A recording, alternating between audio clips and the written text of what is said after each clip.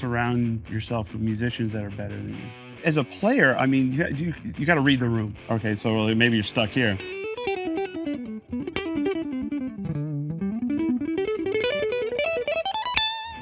Greatest asset that you have at your disposal. See this? That or that?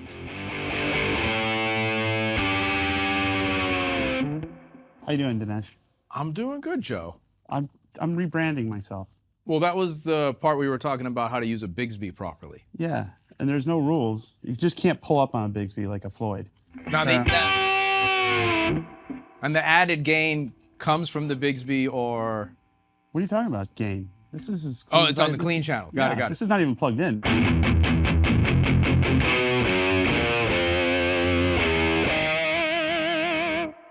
Yeah. The comments section right about now. I don't care about the comments anymore. It's like, you know what? I'm too old. Been doing this too long. Yeah. And you just go, okay, that's your opinion, and you have the right to have said opinion. And you know, we've sold over 20,000 of these things. I mean, somebody likes it. What number is this now? I think it's 13 or 14. Yeah. We started in 2010. We've sold, I mean, we've done 14 runs of 1,500 guitars. Right. It's in the tens of thousands of guitars. It's amazing. Last time we were together, it was the copper Iridescent. Yes. Great guitar. Great guitar. Great guitar. By the way, one of our most popular, fastest selling models was the copper Iridescent, because it was $849. It was a lot of guitar for the money, and it had a killer set of P90s. Right. And it was like, people really loved the P90s, and through back and forth with Epiphone and offshore, and Matt really worked hard getting that color right, because it's a hard color, because it's like it either looks brown. That's right. Or it looks black. It looks black. Yeah. So he really went back and forth, I think like 3 or 4 different times to get the proper color.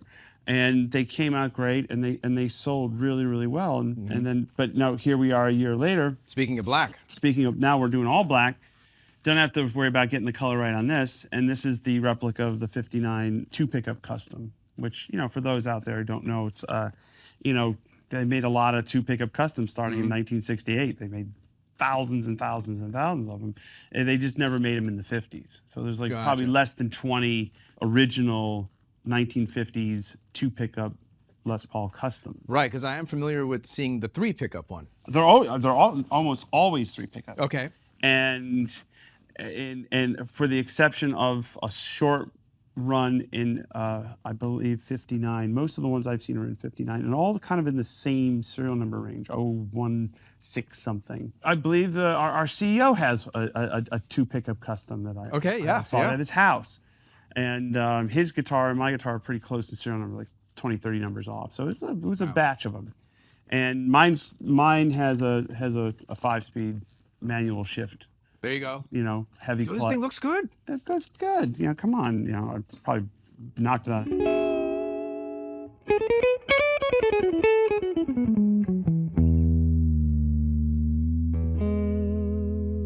Bigsby are great because they have their own unique sound. They're not like Floyd's. They're not like Fender Trems and stuff like that. They just see when you.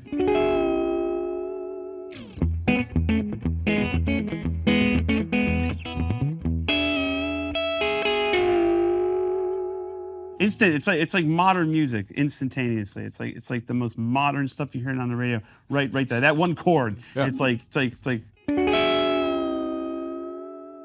Lady Gaga. And you're mostly down motion on this thing. We're not going up on this. You could try. Yeah. Bad things would happen. Well, the spring will come out. Right. And somebody will get hurt. So now you have some guitars with, obviously this one, of course. I mean, like you said, there's a tone difference. I'm hearing a little bit of twang. There's like a little something different. Is it resonance kind of thing, or? They do sound different than a stop tail. Yeah. Or tunematic bridge. Sure. It's just there's less connection to the body, which is sometimes a good thing. I mean, they're a little brighter. You know, I mean, given the fact this is all mahogany with an ebony fingerboard and a Bigsby, it's a little more hi-fi. Sure. You know, but as we proved earlier, it will rock and or roll. I Just won't do mean, both. you definitely proved that earlier. So let me ask you this now: this guitar, modeled after one that you own. What's the story on how you acquired that guitar? I acquired that guitar through a guy named Nick Conti at Guitar Center, who found it Oh yeah, Nick. Okay. from a little old lady in central Pennsylvania. And she just thought she had a Les Paul Custom. And she was like, I have a Les Paul Custom. Nick was like, hey, you know, we're buying this from the original owner or something. Or is it her husband's guitar or something like that? You know, a lot of the stuff, a lot of really, you know, of the stuff that I've done, you know, I found in my collecting has come to me through families. And it's a very, you know, it's a very personal thing. I was just gonna say, It's it's the most personal thing that sometimes they do, because when they know they want to sell the guitar, they know it's a valuable guitar, and they don't want to keep it. They don't want to have the burden of, you know, taking care of it or being the custodian. So they know they have to sell it, but it's also something that's indelibly linked to that person who passed on. So it's an extremely personal transaction. And, you know, a lot of stuff comes to me because they know it goes into a curated house of guitars, and they do get, they eventually all get played. You know, I can't play them all at once. He's like, well, no, you're not playing that one. I'm like, well, I can't play more than one guitar at a time. So give me. when that changes, you'll let them know. If you can't play 2 or 3 guitars at the same time, that's amazing if that's your act. You know, I was the guy from the '80s. Michelangelo. Michelangelo. Yes. He can play 2 guitars at the sure same time. That's what he does. Yeah. So I've had the guitar for years, and when we talked about doing a model, I said, well, we've already done a triple pickup, you know, and we've had good success basing our models on existing vintage guitars out of our collection. So there's a connection to it. It's not like just going, you know, we're sitting in a room with a bunch of cigars and cheap brandy going, let's, how are we going to get them again this year, you know? No, and dude, like, again, something's highly sought after. I mean, to find a guitar like that, I don't know off the top of my head how much it costs, but well, I mean, the last one I saw, it sold slightly north of $300,000. It's because it's so scarce, right? You know, for what this is priced at versus an original, this is a no-brainer, you know, because it does the exact same thing. You know? Yeah. Now, custom. I'm curious your thoughts on customs versus standards in general. We know the usual suspects: the ebony fretboard versus the rosewood. Yeah. Anything comes to mind when someone asks that question? Well, look at the difference between the 2 customs that we have here. This is a 50 spec, all mahogany. Right. You're holding the 70s. 70s one, which would be a maple top.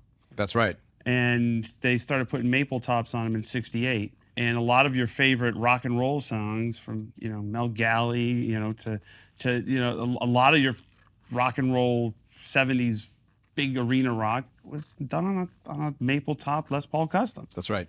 And the '50s ones, tend to be slightly less bright, because of just the all mahogany. And but the ebony gives it a ping, obviously. And the difference between this and the 59 that it's based on is these actually have real frets.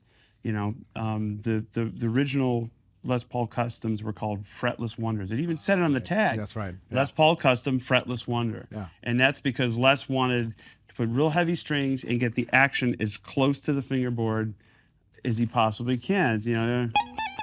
All that stuff. Sure.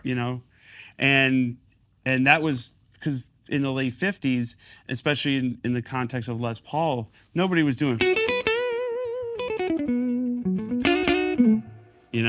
and so nobody was bending. Right. Only subsequently you get the blues-based guys, rock guys, bending string. Right. And then you're like, and then most of the time. Most of the times, you sit there and you go, oh, I got to refret this, because to be a functioning modern guitar, you're tough to play. So this has got real frets on it. So that would be the difference there. I noticed the tuners, different tuners on that guy as well. Yeah, the Grover Imperials. My guitar came stock with Grover Imperials. Interesting. And it was like probably just something that was ordered like that. You know, I mean, before the Gibson had a custom shop, you could get custom ordered Gibsons. I mean, you see them all the time. I've seen Super 400. I've seen L5s or Birdlands with Super 400 headstocks and different scale lengths, and you know, people's names put in the fingerboard from the factory. If you went to a dealer in the 50s and 60s and said, "Hey, listen, you know, I want a custom order, you know, SG with 2 pick guards, and you know, my name in the fingerboard," and we're like, "Yeah, no problem. We'll charge you for it." And you just had to wait. You know, it's kind of like now. So it's not, you know, it was, you know, the unicorns are not as you know, like, oh my God, it's like, there's got to be the only one. Yeah, of course it's the only one. You know, it says this guy's name in it, you know, or this person's name in it. And, you know, because it was a primitive form of social media. It's like, you know, whose name, you know, who's out there playing? It's like, well, that's, you know, Charlene, Epps. And there it says it, you know, and it's like, it's part of promotion, music business. Now we've got this model, and then you've got an exclusive that is sold direct to your website that does have the name, your name on the fretboard. Yeah, we every year we do 300 for our website, and it's always the namesake guitars, and it's really it's been really successful. I mean, people I didn't think they were going to sell it first, but people want a guitar with my name, you know, so. You know, and those are the ones we take on the road. We sell them at the shows, and I'll play them on stage and stuff like that. And so it's been great, you know, and I think this one's going to do well. No, it looks great. I like the aged, like antiquing look around, you know, the binding and all that too. They did a good job on that. They always do a good job. Yeah. You know, I mean, the QC is really, really good on these, and it's not one of those things where you have to, you know, wonder what's like, well, geez, how is this one going to come out? And you know, I'm not playing one that is in, you know, that was special made for me. I was like, this is off the rack. That's right. You know, and that's the whole point of it is something that off the rack, you know, from your dealer or from Gibson Direct or whatever, you know, that you know you're going to get the same guitar, the same weight, the same neck profile, and you know the QC is really good. It's been like that since day one. Yeah. Since we did the Firebirds and the V's. One of the questions I had for you, and I didn't get to ask you this on our previous interviews, but dude, I wanted to ask you about the top wrap. How you've got the strings. Is that on all the Les Pauls? Are you doing that top wrap? Could you? Well, okay, so the top wrap, if you look at old pictures of Billy Gibbons from the early 70s and Jimmy Page, they top wrap. And the top wrap with a Les Paul is it just decreases the break angle over the bridge. Okay, so this area here, we're going all the way. Now you would say, Joe, why don't you just unscrew the bridge and decrease the break angle like that? Okay. I like the bridge all the way down to the body. I like the I like the screws all the way down. Okay. Boom. And then what you do is you go the opposite way and come over. So we've got some height that way now. Yeah, you're decreasing the break angle. Now this is impossible because you have a Bigsby. Right. So you can't top wrap this, or else it wouldn't play. Bad The things strings would would fall off. But on a regular Les Paul, and I always found that I use 11 gauge strings. The 11s felt like 10 and a halves. You know, and I use a Ernie Ball set 11 to 52. It's basically the Burley Slinky. Okay. For all intents and purposes. And when people play my guitars, I'm like, well, these are because they don't feel like 11s. It's because of the top wrap. Ah, so there's a little less string tension this way as well. Yeah. Okay, because when you say 11s in standard, like my arm starts to hurt a little bit. Like I get a little nervous there, you know? Yeah, I mean, I do it because it just, you know, I prefer the sound of 10s on a Les Paul. I think they're just bitier and meaner sounding. But in the live sense, like when you get to the live gig, I just have a hard time keeping 10s in tune because I'm hitting harder and the adrenaline and all that. Sure. You know, so okay. Like, to have I have the fatter strings on the bottom, and it just the guitar seems more weighted.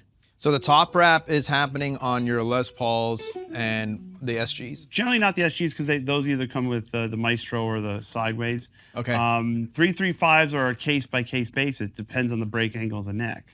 Generally, I don't top wrap 335s because it's too, you know, it's too flat. It literally just goes flat across. But on a Les Paul standard or you know, anything with a tunematic Les Paul context, Yeah, I'll top wrap it. Top wrap, okay. And purely for this a reason for the tension, nothing to do with string breakage or anything like that.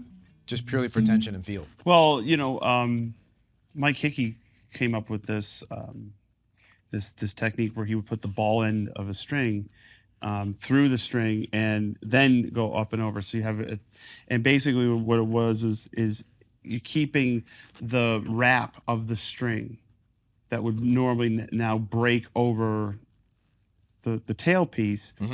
That it's now it's just, instead of the wrap of the string breaking at an extreme angle like that, it's just string. Oh, And I see. And that saves on string breaking. Interesting. Yeah. So Very cool. that's Mike's technique. So if you ever see my Les Pauls, you see the bullet ends or the ball ends of the string sticking out of the bridge. It's because there's another ball end inside the bridge. Got it. You know, it's just decreasing the length. Sure. You know, because the wrap on a string is about this long. So if you can get it out, and all you get is just the string wrapping around. Very cool. That makes total sense. That actually those work. Some of the stuff doesn't work, and it's just quirky, but that actually works. Love it. Yeah. Love it. That's great, man. I will definitely try that as well, because yeah, I would like to keep the tension a little friendlier, but still keep the gauge. Yeah, and it's all about the tuning as well. You know, and you know when it's like, if it's too slinky, it's hard to keep it in tune. You know, it's like chords don't feel right. Sure. You kind of like, that's not right. I'm not really in tune at the moment because I was doing dive bombs earlier. But you know, it's all about to taste. You know, and sometimes it's like, you know, sometimes you want to back the truss rod down a little bit just to get a little more tension. Sometimes you increase the truss rod a little bit just to get it to where it's a little less. And it's all about how the guitar rings. It's like when you acoustically, is it ringing? Sometimes if it's too much relief in the neck, it'll start choking and sound play really stiff. And then sometimes if you got it cranked too much, it starts buzzing and fretting out. Right. So you want to find the happy medium. Where are you at there, action-wise? Are you? I'm medium high. Okay. I like to get under the string, but I don't like it like. Okay, because JD Simo came in last a couple weeks ago, and it was up there.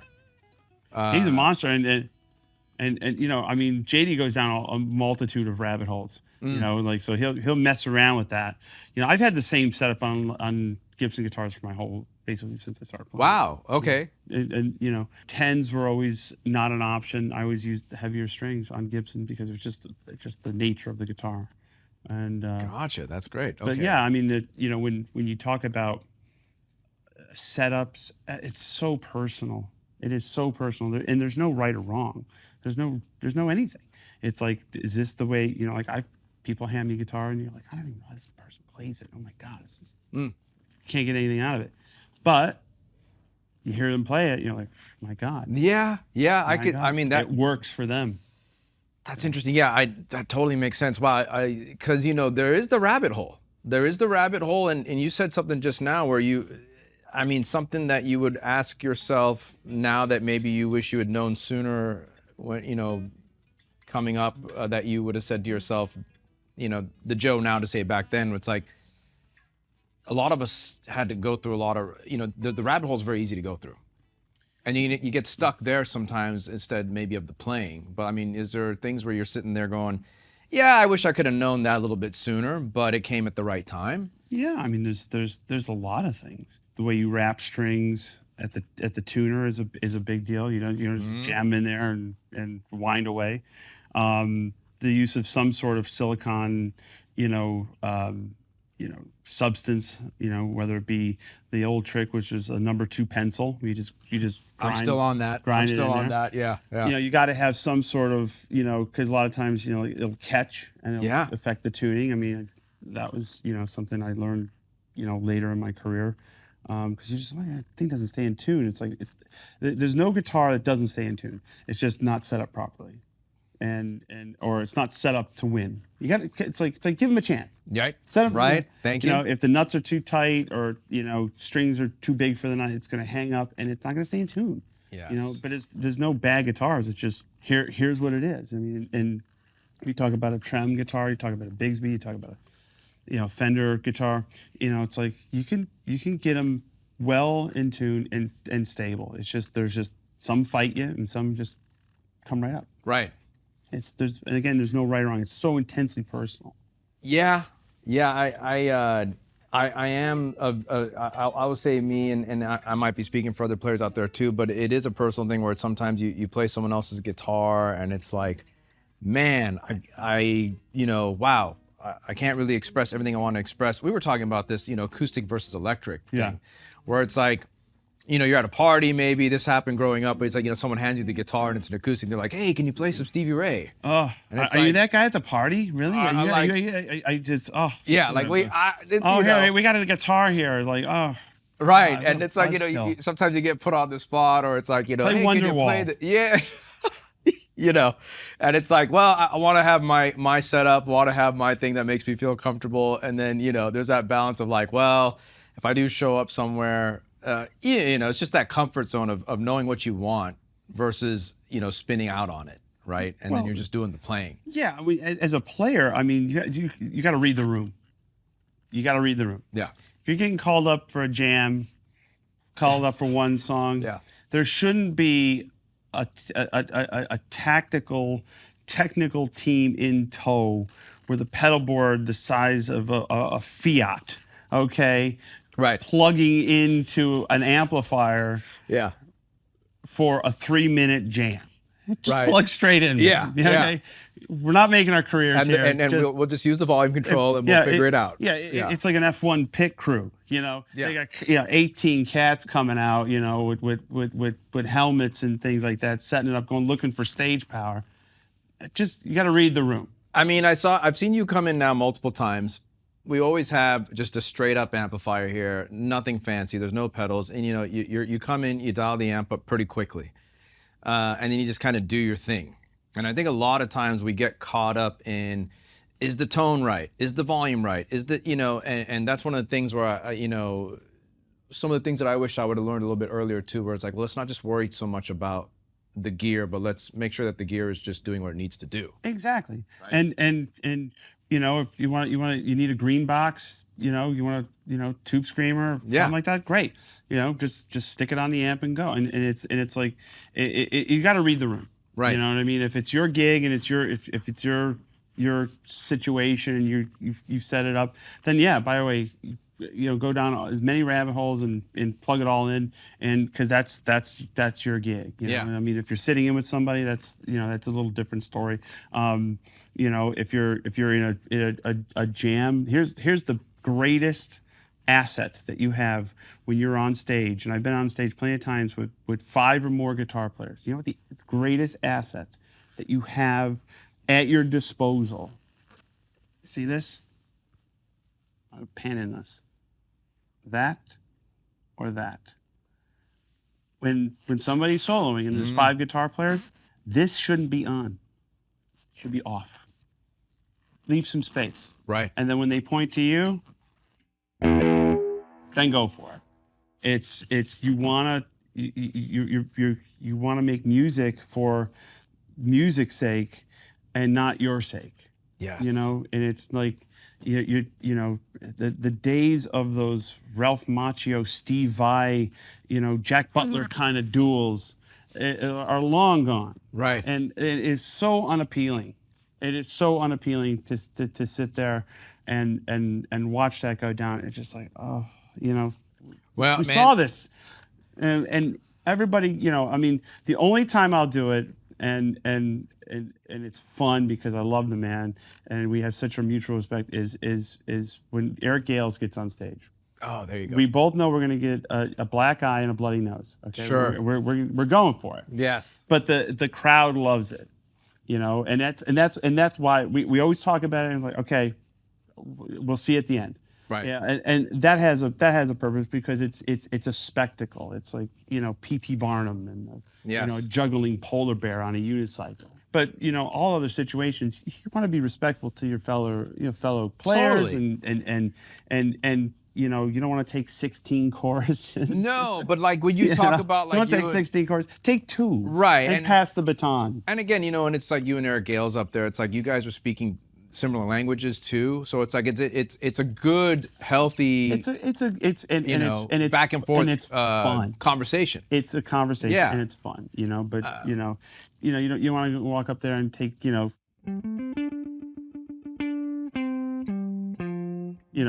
let's do 16 choruses on it. No. Well, take a couple, Right. Make your point, Yeah. and enjoy the evening. Yes. Dude, something I have been on a tangent lately, which you know very well as well. I wanted to ask you something. I was at the Greek show recently. Ah, yes. Thank you for coming. Dude, thank you. Fantastic. Musicianship, the peaks and valleys of the tunes, the balance between the jamming and the actual songs and the dynamics, just great. All around very great. Thank you very much. I'm very proud of our band. Our band is really something. Band spectacular. It was great. Guitar tones. I watched you switch through multiple guitars. Everything still sounded like you, but I could still hear the character of the guitar coming out. That's the point of the rig. Is still, it's like when there's a telly, it should sound like a telly. When there's a Les Paul, it should sound like a Les Paul. When it's 335, you try to optimize. Now I heard multiple solos, but they were all slightly different. Yeah. Which is a huge challenge for a guitar player to not repeat themselves. In an extended format, yeah. Yes, because it's very hard to not remember what you may have played 3 solos or 2 songs before, and especially the vocabulary. And, I'm sitting there as a guitar player watching this stuff and I'm going, man, everything has been different. The vocabulary has been different. One of the things, I heard influences, I heard you, and there's a certain point where we try to find that place as a player. One of the things I wanted to ask you, which I have not got to ask you yet, and I've been kind of personally digging, is the Eric Johnson influence. Oh yeah, for me, the cascading pentatonic thing. It's the 2 Erics for me. It's Clapton and Johnson. Okay, Eric Johnson, which you just had a birthday. That's right. Yes. I always text him on his birthday and say, Eric, thank you for the inspiration, and I owe you a royalty check for all the shit I've stole from you. That's awesome. Yeah, but yeah, I mean, he has a much more fluid legato than I had. So I'm like my faster playing is really like I derive from Eric's style and a little bit of Al Di Meola. Okay. Like I have no legato. But everything's picked. Everything's picked. Like that's all picked. So they call this cascading pentatonics. Is that right? I don't know what it's called, but like, is it like what is it? The definition of I always thought it's either a dishwasher detergent, or means to go down. Right? So cascading pentatonic.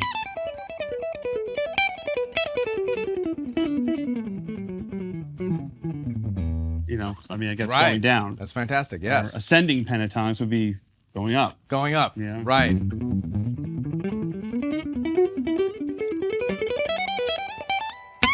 So there's a note that's being repeated, or there's a note that goes back and then goes forward again. There's like a theme. Well, you have blocks. Yeah. You have stations. It's like I learned every key, every fretboard. I don't know what I'm doing, but I just know if I need an E note.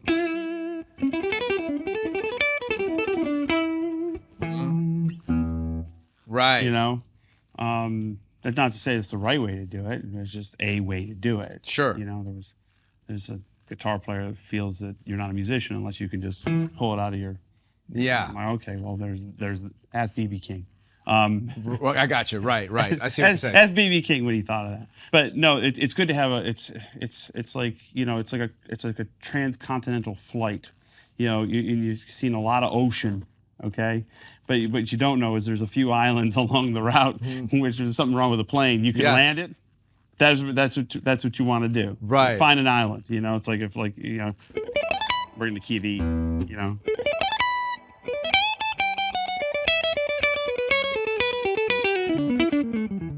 Okay, so maybe you're stuck here.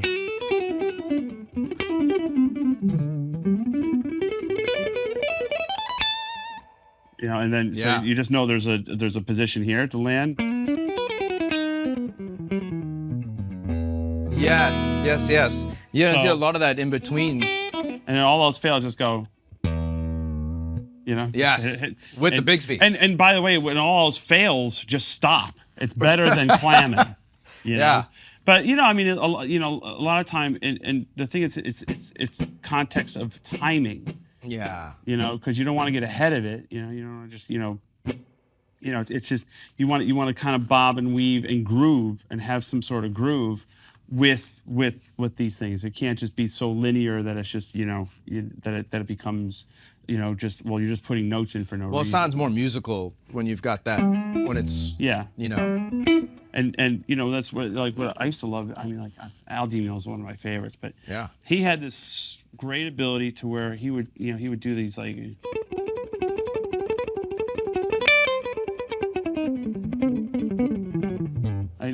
He would time compress within the riff.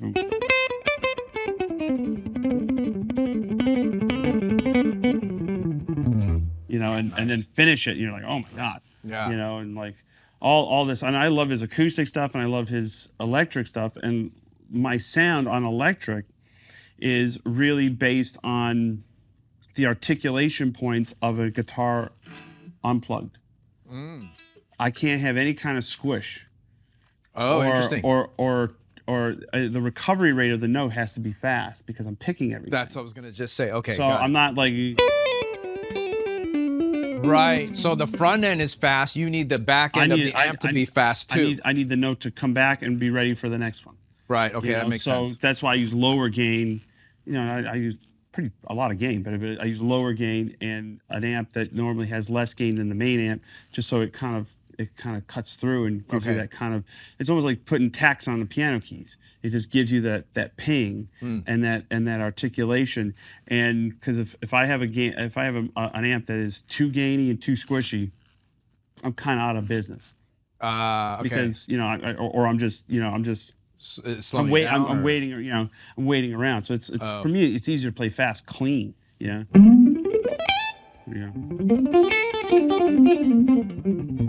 It's easier for me to play fast, clean. So if I had, this is much more difficult. Let's see if I can make this. It's like it doesn't. Bad example, but it's that's more difficult than just using the clean channel. Interesting, because that's why I tend to use it. But this amp recovers fast. Some amps don't recover that fast. Interesting, because you would think the gain would make it easier to play with the compression. For some. Yeah. Right. But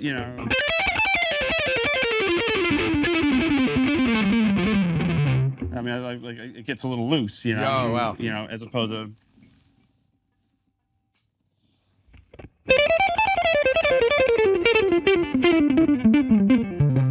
Oh wow, I could hear there's more definition. There's more definition. Yeah. So, but there's good like Steve Morris was another one of my favorite guitar players growing up. He had those 4-note.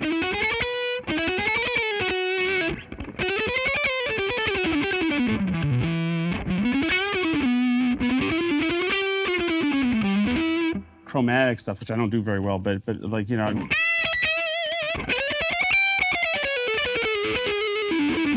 it's great, and he used to.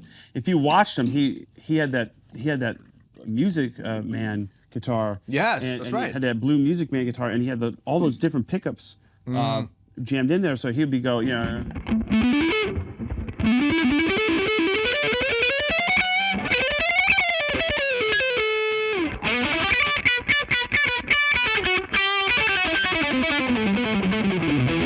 It's a terrible example of Steve's playing, poor guy. Poor guy. But you know what I mean? He was constantly flicking different sounds because you're creating statements. Right. And you're not doing things that are you're not just playing fast for the sake of playing fast. Right. You're creating different enough with Mr. Gain today. But yeah, that's one of the great things about guitar. It's such an expression. Everybody has a different. Well, dude, I saw the multiple guitars come out at the show. And again, they all had. I could hear you. I could hear the influences, and I could hear each guitar individually. So I'm just kind of curious, like, from a gear acquisition standpoint, you know, are these things that start off as a collector's piece and you end up going, you know what, I really am feeling this one. What is making the cut as far as what goes on the road and what you're playing? Well, the stuff I play on the road is different than the stuff I collect. The stuff I collect is generally original condition, down to the frets, sometimes down to the strings. Okay. Okay. Wow. The stuff that goes on the road, they got new frets. There's no reason to have a Ferrari, you know, of a guitar when you have bald tires. Sure. Okay. You know what I mean? It's not going to work. Okay. So those tend to have frets on it, and I use the guitars that suit the song. Like if I'm playing an SG, it's because I need a little brighter Les Paul. You know, that's what I want. I want a little brighter Les Paul. Okay. And if I'm playing a Stratocaster, it's because I need a Stratocaster, and it's obvious that I need a Stratocaster. You know what I mean? You can play any song on anything. It's just not. Maybe it's too dark, or maybe it's too bright. You know, it's like, you know, and you know, then you're, you know, rolling tone on or off. Well, gotcha. And simple as the key of the song, it could be, right? If you're playing Voodoo Child or you know, Wind Cries Mary, it kind of screams for a certain manufacturer of guitar that's not Gibson. But if you're playing a Led Zeppelin song, you know, or you're playing something in that kind of spirit, yeah, I mean, right. That's why Right. That's what these, you know, if you need a hammer, use a hammer. If you need a screwdriver, use a screwdriver. If you need a tape measure, measure twice, cut once. You know what I mean? And that's it. That's the whole trick. You know? Yeah. And I probably go maybe 2-3 songs per guitar, and that's a tuning thing. That's a tune thing. Okay. I'll knock them slightly out, and we move on. Sure. Yeah, I've never been. I can use the same guitar the whole night. You know, for everything. It just sonically doesn't suit the. That makes sense. I saw that because the set did change through different things. Yeah, different. I guess, you know, light and shade and different vibes and stuff. You know. Yeah, 100%. I liked that the jams also had time for space, and that were also controlled. Like it felt like we knew when to come back and when to hit certain things. I dug that a lot. You know, you don't want to overstate your welcome. I mean, I have the most self-indulgent guitar gig in the world. You know, but even that, I play rhythm more than I play. You got to get in, make your point, get out. Yeah. You know, it's like if you're feeling it, like I could take 5-10 minutes off a show if I'm feeling it or not feeling it. If I'm making mistakes and just. This is not happening tonight. Like I cut some of those jams and solos down. Next thing you know, we're off 5 minutes early. I'm like, it's the same amount of songs. Sure. But then if I'm really feeling it, I'll go 5-10 over. And then you listen back to the tapes. You're like, oh God, just like get out. You know, you've said what you had to say. Very cool. I didn't realize that Reese was going to be there on the keyboards, Mr. Reese Wynans. Mr. Reese Wynans, 14 years he's been with. Man. What's that like? I mean, we know obviously he played in Stevie's band. How did that all kind of come about? He's a living legend, and he played on a couple of my records previous, and we asked him to come in to do the first thing was Muddy Wolf. So it wasn't 14 years, it was like 12, and he did the Muddy Wolf show, and then he kind of just joined the band. And he's done all the gigs. He's done every gig except for for 2 that I've done since 2014. And the 2 gigs he misses because he was getting inducted into the Rock and Roll Hall of Fame. And I go, Reese, that old fucking excuse. And you're like, well, what next? Sorry, I can't make it, man. Come on now. Yeah. Come on now, really?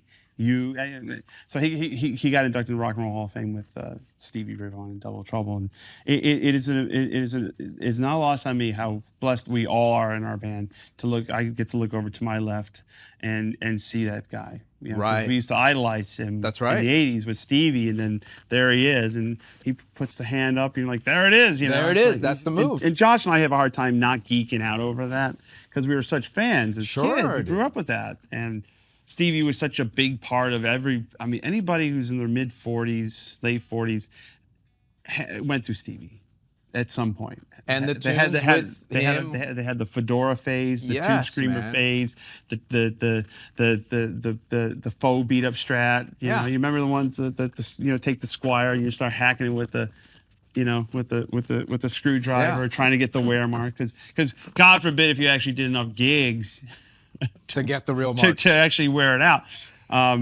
We were just impatient, you know, so dragging it out on the floor. And man, just to see that, and then hear his playing, and then remember that he has a signature sound too. I mean, I remember watching a lot of those tapes. I mean, back then it was bootlegs because there was no YouTube, right? But I mean, that guy shreds.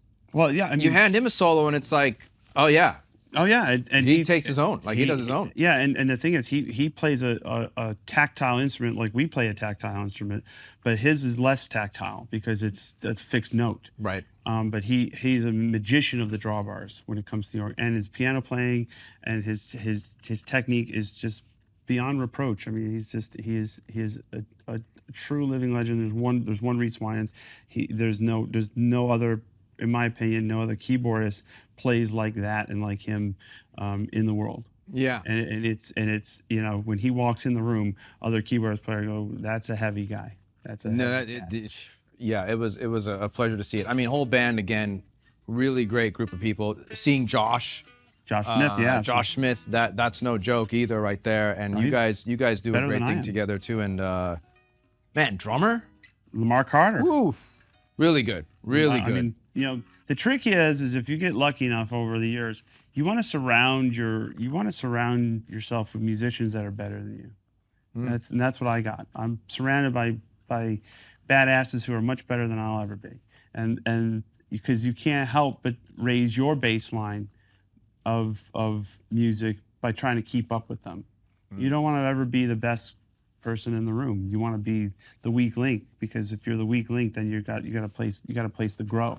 Yeah. You know, if you're the Pied Piper, and you know, marching down the street and, you know, pulling the tugboat, you know, Sure. You're constantly compensating. And you learn a little something on the way. Right. You learn a lesson in humility, and you also learn a lesson of like, you know, you're only as strong as the weakest link in the band. And luckily for our band, is the weakest link in the band is the guy who pays them all. Well, I did love the. So I can't. I have job security. Look, I gotta say, the best. There was a great part. There was a part where you get us all standing, and it's introducing Reese, which is totally great. And then where everyone's about to sit down, and I love the move where it was like, hold on, don't sit down yet. Yeah, wait. I got a safety announcement. Yeah. I'm like, what does everybody get the fucking gout? Come on now. It's to introduce yourself. Yeah, it's, you know, like I was like, oh, that is so good. Yeah, I mean, my audience likes to sit. Yeah. Okay, I mean, I know they like to sit, but it's like I've sat in those seats. Okay, it's not like it's not. They're not like uncomfortable. No, it's not like it's not uncomfortable, but it's not like a lazy boy. Okay, it's not like one of those massage chairs. Okay, get stand up for a second. Right. Stretch your legs. Yeah. For 30 seconds of a self-aggrandizing intro. You know, give me a little love. Yes. It's like, it was a. But you know, it's great a whole. night. You know, the whole thing is a character. You know that guy up there, that guy in the suit and the sunglasses and all that bravado and bullshit. 100% a character. It is not who I am. I'm as shy and as introverted as it gets, but I'm also, you know, painfully aware I'm in the entertainment business. Yeah. There you go. And my job is to entertain. My job is to front and engage. Yes. And if you're the front person in a band, you have to look one person in the crowd in the eye, and everybody in the crowd thinks that you're looking at them. And dynamically, musically, everything, you want to hold the audience in the palm of your hand. You want to control the order of operations. You know, you never just go up there and, you know, tap the mic, you know, and go, hey, what do you want to hear? It's like, no. We have a show for you. Yeah. You know, and we hope you like it. Yeah. And that's, you got to have that quiet confidence in yourself, and that's what happens when I don the suit and the sunglasses and become that arrogant asshole on stage. And then at 10:05, I get off stage, I put him away. Okay, and I just become this arrogant asshole with a cigar. Well, I couldn't do cigars inside. You but can't do it, I'll no. work on it next time. But there's just There's a only a couple few people sprinklers that I get gotta away turn with off. that. Yeah. There's only a few people that get away with it. Although it would be for a they more don't ask for interesting visual. you know you're a real star when you don't ask for permission. You just start smoking indoors, and Totally. nobody says, "Excuse me, Mr. Richards, there's no smoke." No, that's not happening. Yeah. And they're gonna let Keith smoke. There you go. There you go. I've seen a few cats like that. Bob Seger was one of them. Oh, here you go. Started smoking at the Fox Theater in Detroit. He comes to see us. I went, yes, of course you will. Sure. Yeah. You know. Well, that's awesome, man. Look, I won't keep you too long.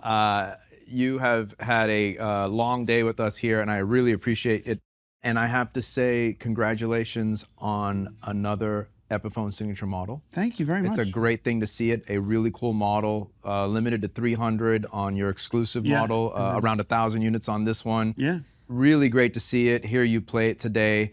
Is there anything that we can talk about that might be upcoming in the near future? I have what we are doing. Speaking of the King of the Blues, by the time this gets edited and aired, Josh Smith and I began a process in January of 2025, and when it became very aware to us that, or we were very aware to the fact that nobody was doing anything in tribute to B.B. King's 100th birthday. Oh, wow.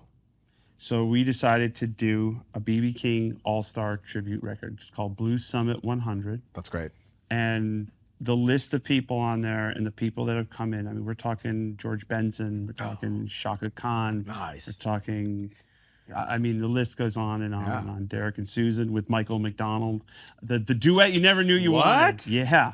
And you know, I mean, everyone, all our friends from Larry McRae to Jimmy Vaughn, people came in and they delivered for Mr. King, and it's 32 tracks, all different. Oh my gosh, it's 32 tracks, different artists on each track, and it's something that I hope our friend B.B. King, the late great B.B. King, will be turning 100 on September 16th.